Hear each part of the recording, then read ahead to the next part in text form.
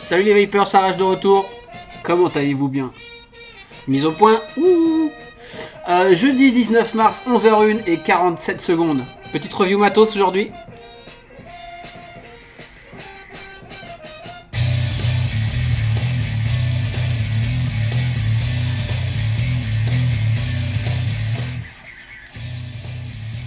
Sur une box électro, la Exome V2. Excellente box américaine, Exome V2, très connue aux États-Unis, gros carton.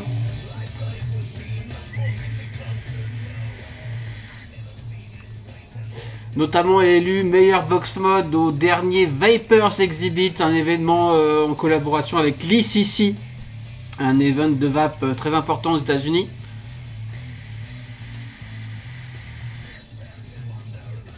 Box électro vraiment sympa, qui vape de 3, officiellement de 3.3 à 6 volts, donc qui régule la puissance. Pas d'écran, juste un petit potentiomètre ici. Voilà. Dans un boîtier Hammond, tout ce qu'il y a de plus bête, un bouton anti-vandale ou horn. Très clicky, très cool. Un connecteur au centre de la box que j'aime beaucoup. Un varitube auto-ajustable sur ressort. Très très bien. J'avais repéré cette box il y a longtemps maintenant, il y a plus d'1 an. La V1, elle me plaisait beaucoup. J'ai regardé pas mal de reviews. J'ai hésité longtemps. Puis j'ai vu une review de The Vapers. The Vapers, c'est un reviewer américain que j'aime beaucoup. What's up guys? Qui avait plus ou moins descendu la V2 dans une première revue, puis qui en avait fait une deuxième avec beaucoup d'excuses parce qu'il disait beaucoup d'âneries dans la première.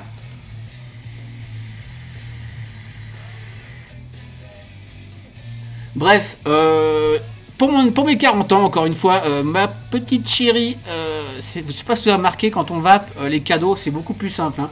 M'a offert cette Exome V2. Merci mon cœur.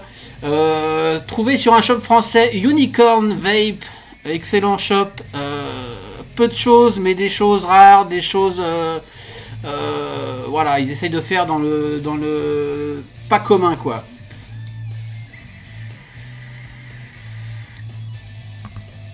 Donc ils ont des réassorts fréquents sur la V2, ils ont aussi la brush qui est pour l'instant en rupture de. Ça c'est la toute noire, il y a la brush. C'est-à-dire qu'il y a une des parties qui est poncée ici au niveau de la peinture, ici en fait, et le logo est en noir alors qu'ici il est métal quoi. On ferait peut-être que je passe un petit coup de Cape Cod, c'est de l'alu, je sais pas ce que ça donne. Enfin on va parler de tout ça en gros plan, excellente box, je l'adore, c'est ma chouchoute du moment, grave. Donc 3.3 à 6 volts, 110 watts maximum, officiellement également. Moi j'ai mesuré 3,76 à 6 watts, 3,76 volts pardon, minimum jusqu'à 6 volts. Enfin on passe en gros plan puis on reparle de tout ça, c'est parti.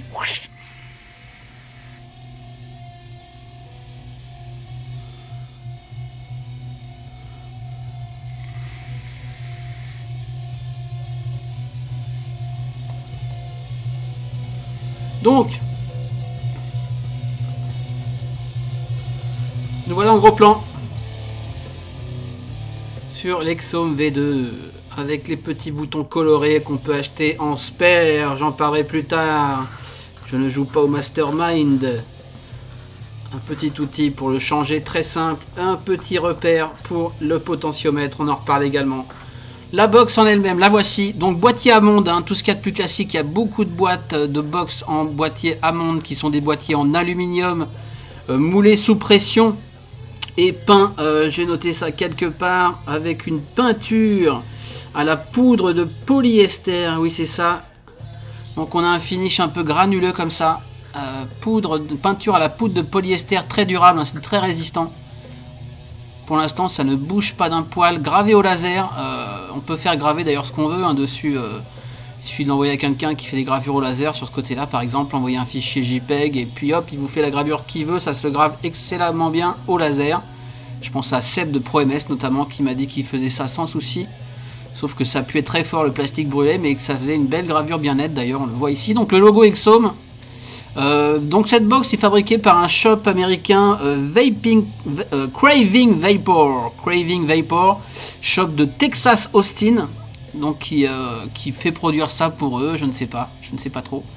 En tout cas leur logo, ce logo Exome est très très chouette, j'aime beaucoup ce symbole Home un peu alien comme ça. On voit, il y a juste le revêtement qui a été viré au laser. Donc évidemment l'alu en dessous prend un peu les marques. J'essaierai de le passer au Capcom, de voir ce que ça donne. Mais ça me dérange pas plus que ça. J'aime vraiment beaucoup ce logo. On a ici à nouveau un petit logo, un numéro de série et V2.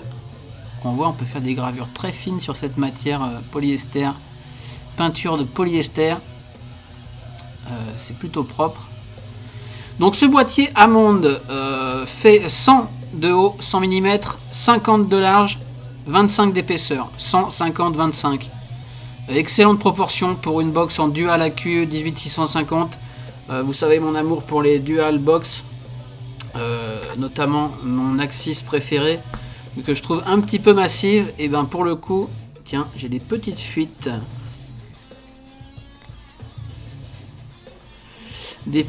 Donc en fait on a en gros la même box que l'Axis pour beaucoup moins haut. Hein, clairement. Environ la même largeur et environ la même épaisseur pour ceux à qui ça parle. Même carrément la même épaisseur. Carrément la même largeur, mais beaucoup moins haute, ce qui est excellent. Autre exemple par rapport à une Sigelei que j'aime beaucoup également. On est un poil moins haut. Bon, ça ne joue pas grand chose. Un poil moins haut. Niveau largeur, on est un peu plus épais, mais vraiment très peu. Et niveau largeur, on est pas mal moins large, ce qui est pas mal. Sur la Sigelei, ce qui m'embête le plus, c'est sa largeur. Donc on a bien 8 mm de moins en largeur, ce qui est pas mal. Par rapport à une RDNA, on va faire les comparos tout de suite. On est plus gros qu'une RDNA, hein, quand même bien plus haut. À peu près aussi large, mais bon là j'ai la coque sur la RDNA, donc c'est pas vraiment parlant. Et en niveau largeur, on est plus ou moins pareil, toujours avec la coque sur la RDNA. Donc voilà, une double box électro à dual AQ, relativement compacte. Qu'est-ce qu'il y a à noter sur les boîtiers Hammond, c'est qu'ils sont pas parfaitement rectangulaires. Je sais pas si vous allez voir.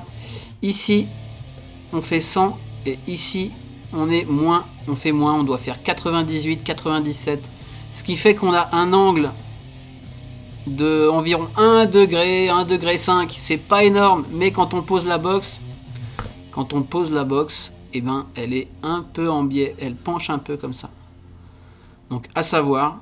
Et évidemment, l'atto lui aussi sera un peu crooked par là, puisqu'on a un angle ici et un angle ici, donc ça fait deux angles. Enfin bref, vous voyez ce que je veux dire. Également, pareil sur la longueur, mais la longueur, on s'en fout un peu. Je sais pas si c'est très parlant, si on voit bien ici, c'est plus large là que là, ça descend. En fait, ce sont des boîtiers qui sont censés être posés comme ça, j'imagine. Ce sont des boîtiers qui servent à faire des préparations, des installations électroniques, hein, je connais trop rien.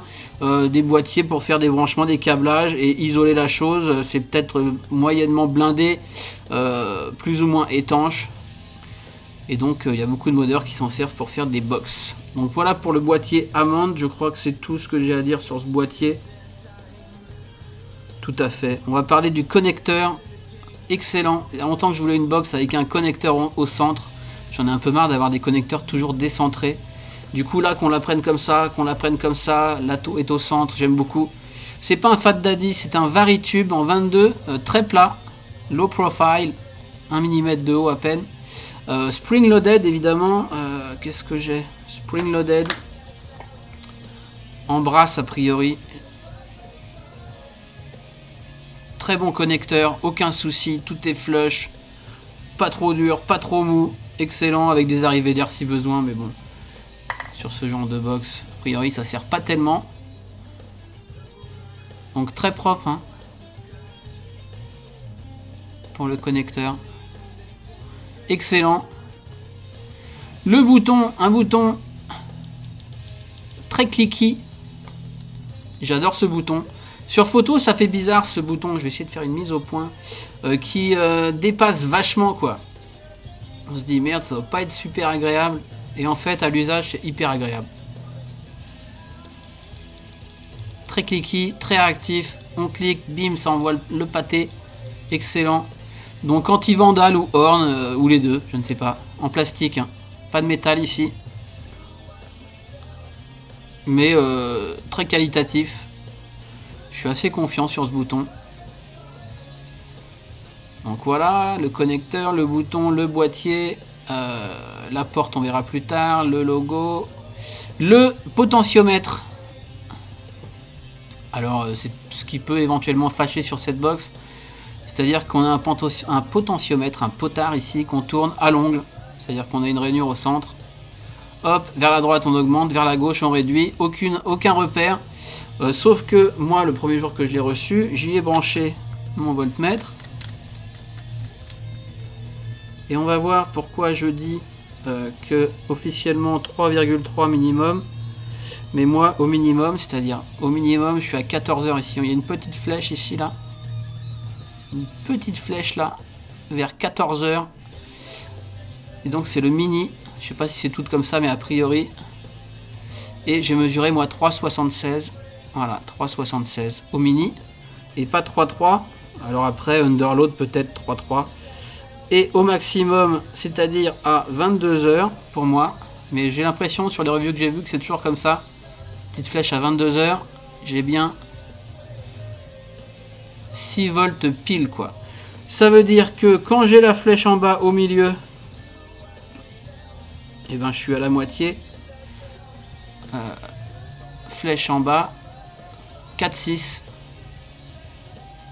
4,5 bon je suis un petit peu en dessous c'est pour ça, enfin c'est en gros hein, on s'en fout en fait, on est habitué à avoir des écrans à se faire chier avec les chiffres, à régler pile poil, je veux être à 25 watts, je veux être à 30 watts, du coup avec cette box on n'est pas omnibulé par les chiffres et on va vraiment au goût quoi. Donc moi j'ai fait un petit repère, un petit post-it comme ça, donc à 14h 3,76, à 15h 3,8, à 17h, 17h30, 17h 4,2, 4,6 en bas, 5 à 7h30, 8h, 5,8 à 9h et 6 à 10h. Voilà, donc ça commence à être bien rentré dans mon cerveau. Je m'en sers plus trop, mais je pense que c'est valable pour toutes les box. À voir. Vos retours m'intéressent là-dessus. Est-ce qu'on a les mêmes minimum et même maximum au niveau du placement du potentiomètre? Donc ça c'est bien pratique, il faut connaître sa loi d'ohm, il faut connaître son voltage, son ohmage. Et puis on va sur un tableau quelconque de calcul de loi d'ohm. Et voilà quoi. Ce qui veut dire que j'ai pris quelques notes à 1 ohm, avec un coil de 1 ohm. On va prendre de 14 watts au minimum à 36 watts au maximum. Avec un coil de 2 ohms, on va prendre de 7 watts à 18 watts. Maximum. Avec un coil de 0,5 on va prendre de 28 watts au minimum à 72 watts au maximum, et avec le coil minimum recommandé, c'est-à-dire 0,3 ohm, hein, il ne recommande pas de descendre sous les 0,3, on va prendre au minimum à 47 watts et au maximum à 120 watts. Sachant qu'elle est dite pour 110 watts maximum cette box, mais si on fait 0,3 ohm à 6 volts, on est à 120 watts, et sur le site de Craving Vapor, il marque 110 watts, can be pushed higher, peut être poussé plus haut, point d'exclamation, un petit joke. Donc je pense qu'on peut monter à 120 watts avec cette box. Donc on peut recommander à 0,3 minimum. Apparemment on peut la pousser à 0,2 ohm. Ça chierait pas, mais le chipset aurait un peu de mal. Enfin c'est pas safe pour le chipset on va dire. Donc restez au 0,3 et puis vous êtes bien. De toute façon 0,3 ohm, 120 watts, on est bien. Pas beaucoup de gens qui va plus haut que ça. Donc là j'ai un 0,3 par exemple, si je me mets au minimum, je suis déjà à 47 watts quoi. Donc très très bien. Je sais pas pourquoi j'ai remis un atto. On n'a pas fini sur le bousin. Quoi d'autre? Donc le potard, on a vu. Au début un peu dur, petit tournevis dans la rainure, mais sinon ça va très vite à l'ongle. Franchement ça tourne bien. J'ai pas d'ongle particulier. Hein. Est-ce que je peux montrer ça? Saleté d'ombre. Tac. On voit, hein, ça tourne très très bien. Bon, c'est pas le genre de box où on va changer de dôme toutes les 4 minutes hein, pour refaire son calcul. À moins d'avoir tout ça en tête par cœur, ce qui n'est pas mon cas. Mais ça va très bien, sachant que je suis généralement à 0.3. Voilà. On a une porte magnétique avec 4 aimants. Donc il repère s'il place des aimants. Ok. Porte assez dure, mais il suffit de placer un ongle qui va bien. Encore une fois, j'ai pas d'ongle, mais ça vient relativement bien. La porte, moi je l'ai un peu tweaké, c'est-à-dire que je lui ai collé un petit adhésif au fond parce que c'était en alu brut, genre gris, gris comme sur le contour là.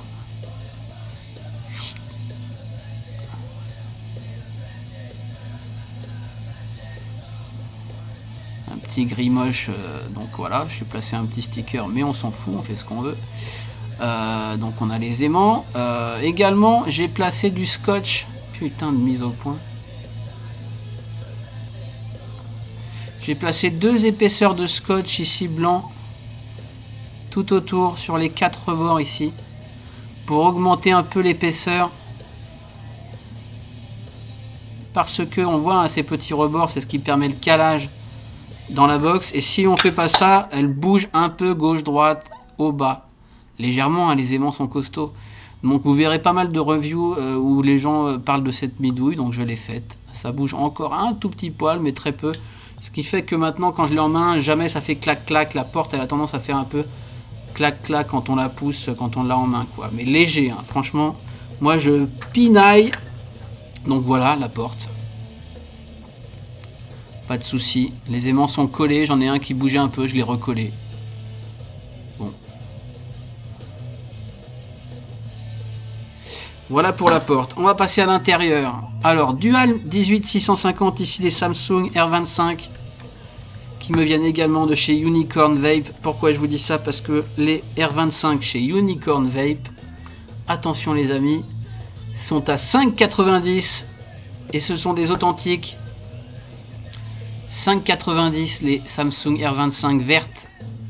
Excellent price. Là, ils sont en train d'enterrer la concurrence parce qu'on les trouve généralement pas loin du double, plutôt vers les 7,90, 8,90, ça dépend des shops, voire plus. 5,90 la Q et les deux à 12 € avec une boîte qui est très bien. Donc voilà.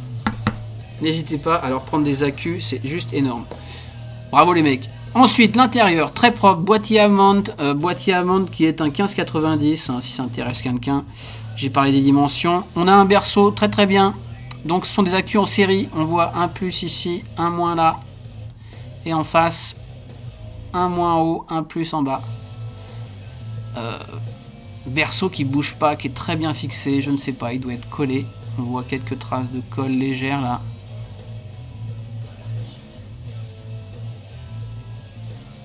Pas de souci avec ce berceau.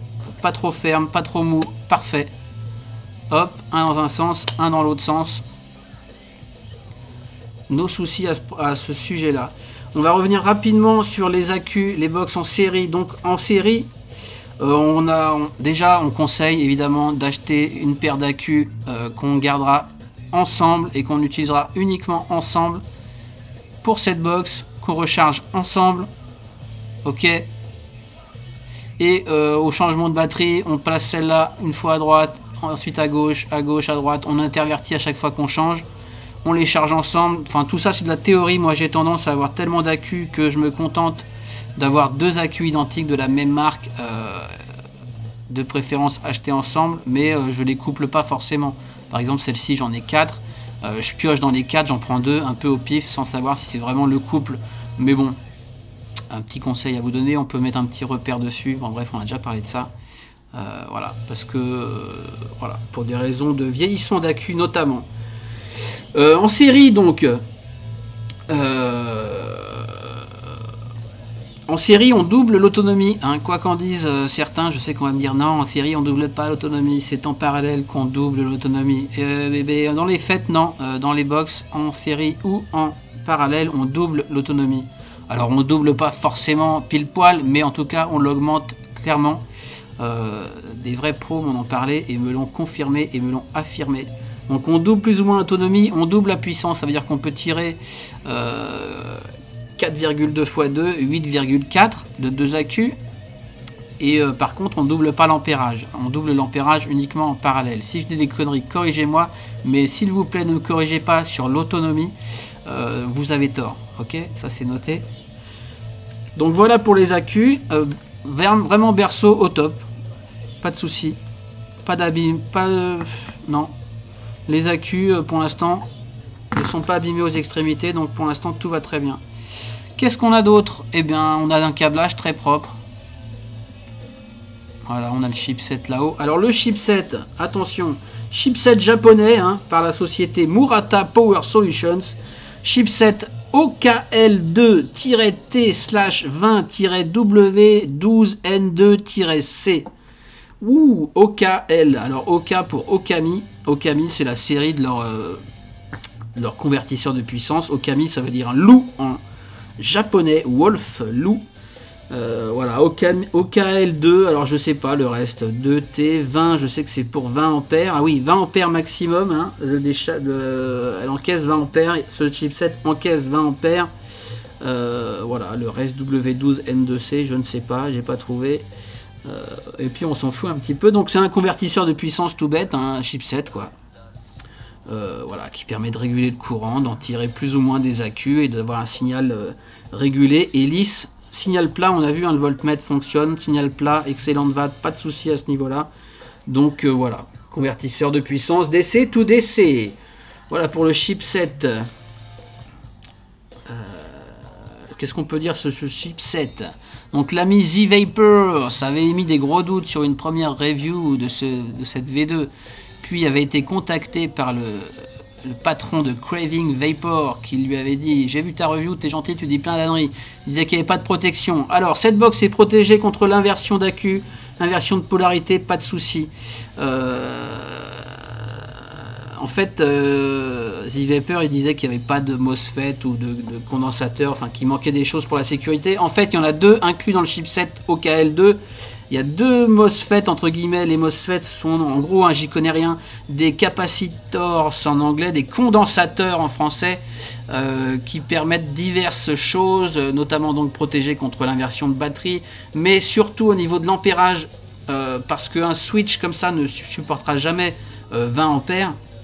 Donc on a un MOSFET, entre guillemets, hein, je dis sûrement des âneries, désolé, vous me corrigerez, ça m'intéresse, qui commute le courant pour envoyer moins d'ampères au switch. Donc je sais pas comment ça se passe, ça envoie la bonne puissance mais ça envoie moins d'ampères. Alors voilà, je sais que je dis des grosses conneries mais c'est pas grave, c'est dit, c'est à peu près ça, c'est à peu près correct. Ok. Donc voilà pour le chipset en gros. Signal plat, très très bon, bonne patate, très réactif, on clique, ça fire. 20 ampères donc de limite, mais bon, quand on dit 20 ampères, pourquoi ils disent 0,3 minimum, 0,3 ohm? Parce que si on met un 0,3 ohm et qu'on le met à fond, on est à 120 watts et on est à 20 ampères. Sauf que quand on met un 0,3 ohm à la taux, on va pas vaper en général. En gros, hein, normalement, on va pas vaper à 120 watts. Donc même avec un 0,2, si on descend sous les ohms recommandés et qu'on va à la moitié de la puissance, on n'atteint pas les 20 ampères. Enfin, il faut faire ses calculs, il faut connaître la loi d'Ohm, les tableaux de conversion. Pas hésiter à étudier cette question. Voilà. Donc reverse protection, j'ai pas essayé mais je les crois sur parole. Voilà, sur la V1 il n'y avait pas par exemple la reverse batterie protection. Voilà la porte qui claque, hein, qui se met en place toute seule. Bim. Pas de gap. Alors on peut retrouver un poil de jus, mais vu qu'il y a ce petit rebord là, le jus reste là et ça floute pas. Hein. Pour l'instant, j'ai vraiment pas eu de problème. Un petit coup de sopalin sur la rainure du haut. Un petit coup de sopalin ici, là. Il y a juste... c'est un petit peu humide ici parfois. Mais bon. De toute façon, le chipset, je sais pas si on voit, est protégé par une espèce de film transparent. Je Je sais pas s'il est vendu comme ça, mais en tout cas.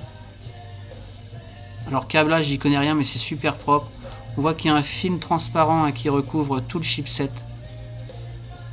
On le devine, un truc genre thermo-rétractable, je ne sais pas. Vous voyez au-dessus là, on n'a pas accès ici là.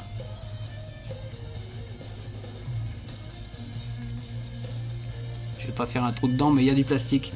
Donc ça c'est sympa, c'est vraiment propre.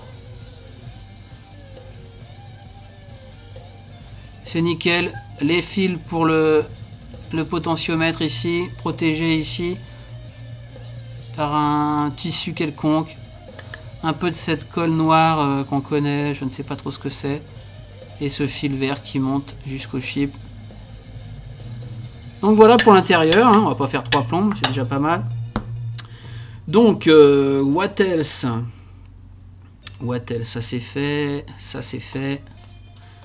J'ai passé la nuit à essayer de trouver des infos. C'est pas facile.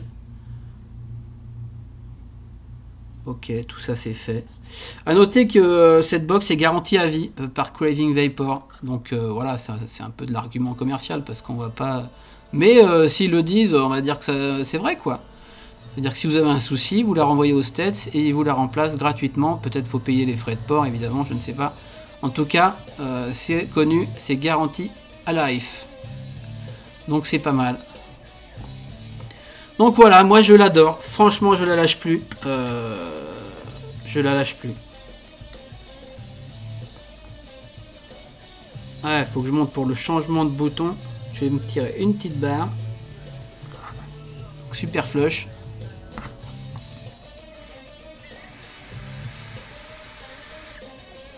Donc à l'achat, on peut choisir la couleur de son bouton en fonction des disponibilités. Hein. Donc là, je l'ai mis en blanc. Il existe en noir, en vert, en rouge, en bleu, en jaune. Petit bouton plastique tout bête. Voilà, qui vient se clipser par le milieu là. Très simple à changer. On va voir ça tout de suite.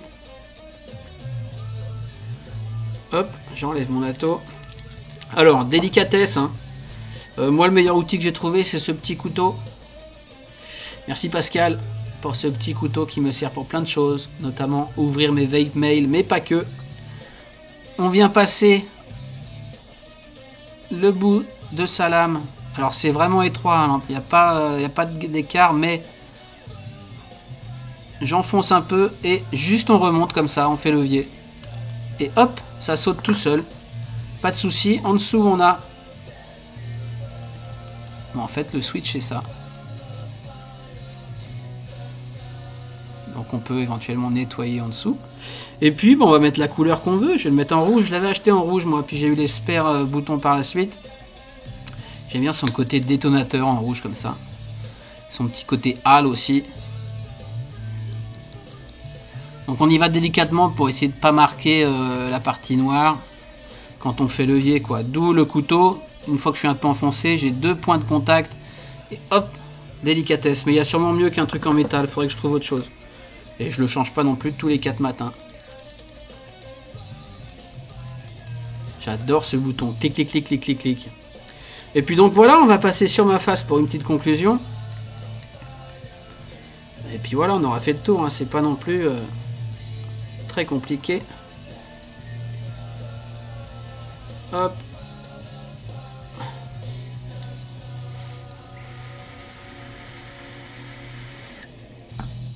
C'est parti.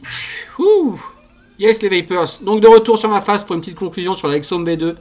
Je suis fan de cette box. Je ne la lâche plus. Compact. Autonomie excellente. Patate excellente. Switch excellent. Connecteur excellent au centre. Moi j'aime beaucoup avoir la taux au centre de la box. Vraiment je me répète. Très confortable. Soit en trigger comme ça. Soit au pouce. J'ai tendance à préférer en trigger. Gâchette. Ici en gros je suis à 0,3 ohm. Oula. Donc 0,3 ohm on a vu. Au mini je suis à 47 watts. Je vais vérifier ça tout de suite sur mon Ohm Low Calculators. Donc 376 volts. On a vu au voltmètre. Hein, sur une résistance de 0,3, 47 watts.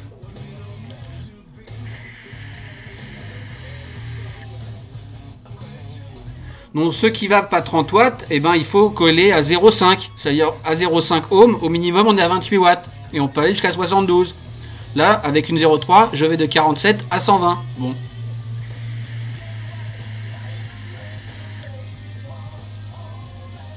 Moi 47, c'est un peu patate, mais bon ça va.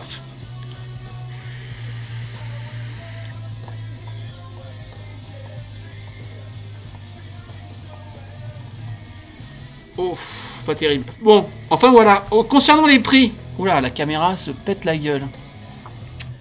Attendez, hop là, j'ai pas assez de fil.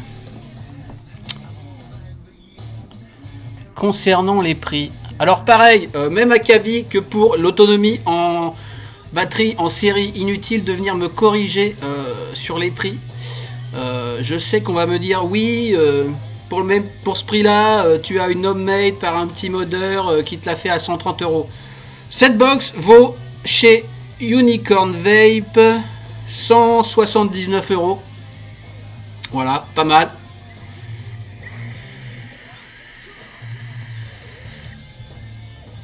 Donc oui, c'est cher pour une box style homemade. En tout cas, c'est américain, c'est super propre, le logo est superbe, c'est garanti à vie.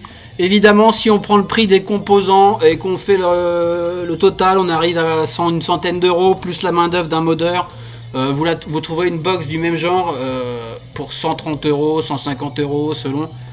Ce qui est plus intéressant évidemment, mais ce n'est pas une Exo. Moi je suis content, j'ai une Exo. Voilà.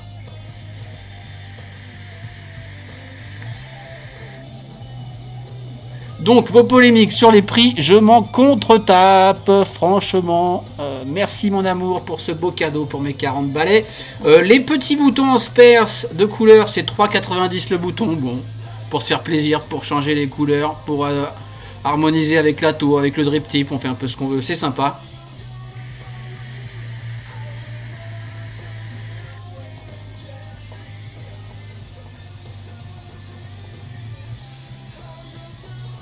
Enfin voilà, pas grand chose à dire de plus. Je crois que c'est bon.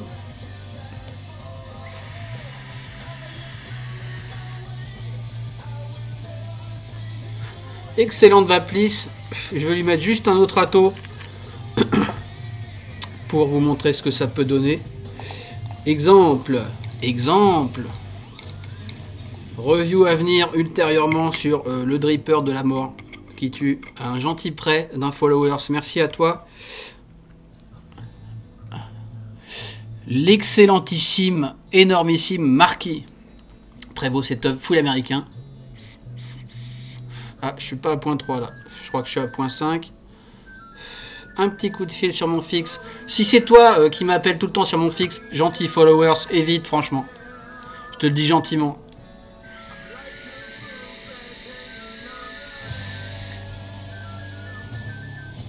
Yes.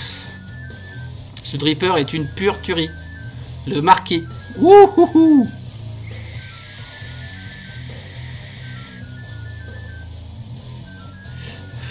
Très beau setup. Donc on voit, tiens, l'atto est pas dans le prolongement parfait de la box. Comment vous montrer ça bien? Il penche un peu par là. Bon, c'est vraiment léger, hein. À noter quand même. Quand on regarde comme ça, on se dit oh, un peu crooked. Bon, c'est pas grave. Pareil, quand on pose la box sur la table, eh ben, elle est un peu en biais. Moi, tiens, je vous ai pas montré. J'ai fait des petits patins, un petit patin comme ça, de scotch. Il y a 5 épaisseurs de scotch passé au marqueur. Bon, c'est un peu dégueulasse, mais je m'en tape. Au moins, quand je la pose, elle est bien droite. Petit détail. C'est inhérent au boîtier Hammond.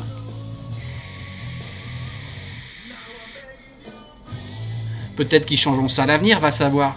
Sur ce, les amis Vapers, je vous souhaite une bonne vape. À bientôt pour d'autres reviews. Ça va s'enchaîner ces jours-ci. Je vais essayer d'en faire 2-3. Je dis ça, mais ça sera peut-être pas le cas. Au moins une ou deux d'ici le week-end. On sait pas. Allez, ciao, bye bye.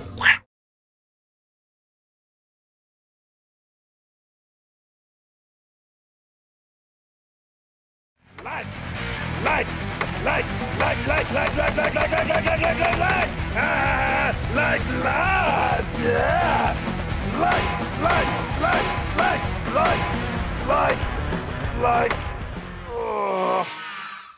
Not like